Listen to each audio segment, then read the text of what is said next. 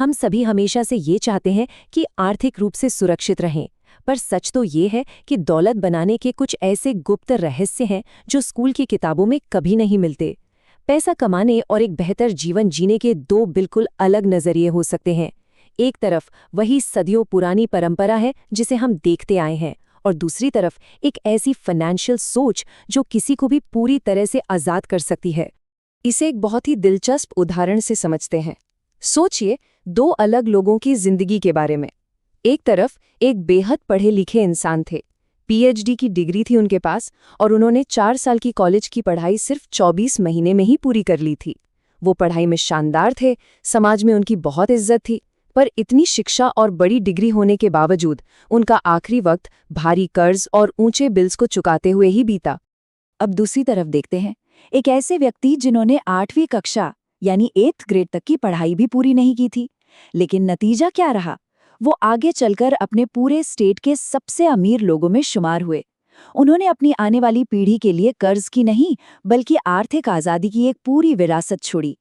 एक को हम पुअर डैड कह सकते हैं और दूसरे को रिच डैड। यहाँ एक सबसे बड़ा और गहरा सवाल खड़ा होता है, एक ही छोटे बच्चे को एक ही वक्त पर इन दोनों की तरफ से जीवन जीने के तरीके पर बिल्कुल विपरीत सलाहें क्यों मिली? एक का मानना था कि पैसे का लालच हर बुराई की जड़ है, जबकि दूसरे का साफ कहना था कि पैसे की कमी हर बुराई की जड़ है।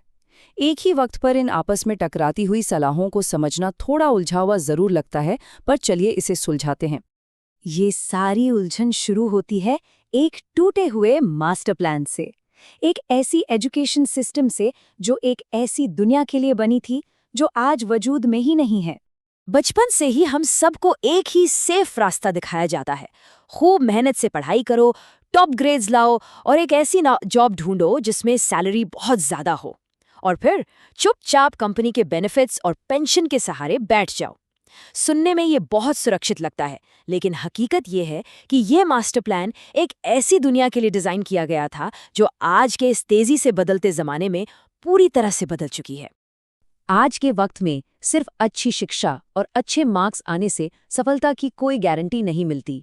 स्कूलिंग हमें सिर्फ ये सिखाती है कि पैसे के लिए मेहनत कैसे करनी है, लेकिन वो सबसे ज़रूरी राज कि पैसे को अपने लिए काम पर कैसे लगाया जाए, ये कभी किसी को नहीं सिखाया जाता।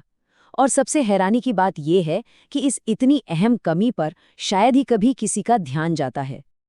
और यही कमी लोगों को एक इनविजिबल केज यानी एक अदृश्य पिंजरे में फंसा देती है, जिसे हम रैट रेस कहते हैं।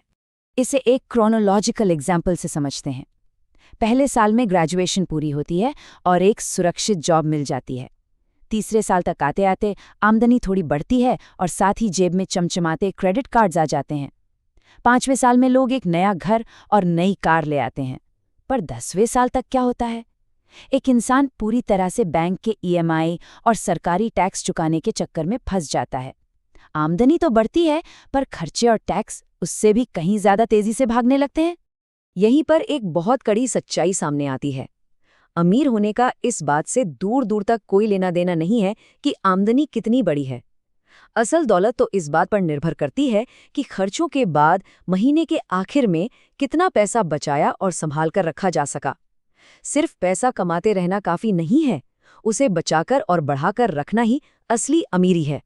इस सच्चाई को अमल में लाने के लिए एक नियम जानना बहुत जरूरी है, जिसे द एसेट इल्यूजन या पहला नियम कह सकते हैं। एसेट या संपत्ति वो चीज है जो जेब में पैसा डाले, और वहीं दूसरी तरफ लाइबिलिटी या दायित्व वो चीज है जो जेब से पैसा निकाले।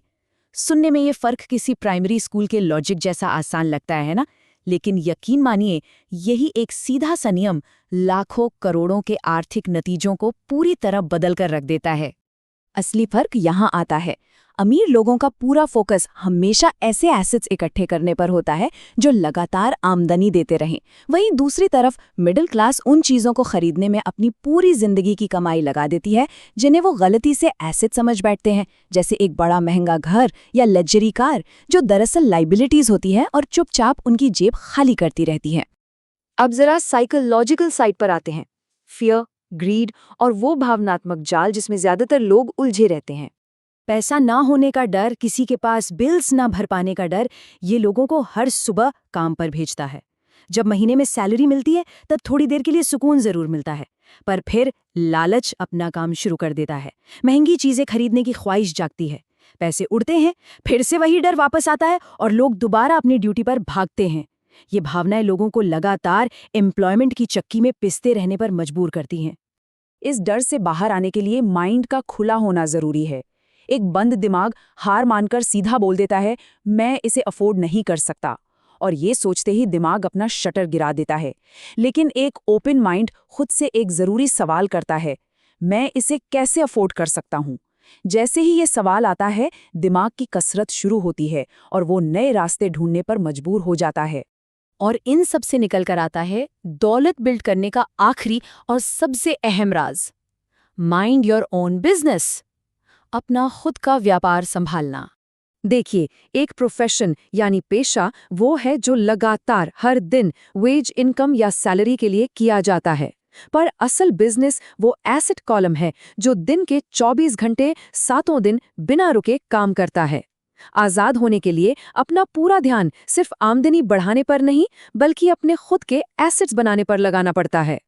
आसान शब्दों में कहें तो हर बचे हुए पैसे को एक मेहनती एम्प्लॉय की तरह इस्तेमाल किया जाना चाहिए। पैसे को ऐसी जगह इन्वेस्ट किया जा सकता है जहां से वो और पैसा बनाए, जैसे कि आमदनी देने वाली रियल एस्टेट, डिविडेंड देने वाले स्टॉक्स या बॉन्ड्स, किसी इंटेलेक्चुअल प्रॉपर्टी से आने वाली रॉयल्टीज, या फिर ऐसे व्यापार जिन्हें कोई और चला रहा हो।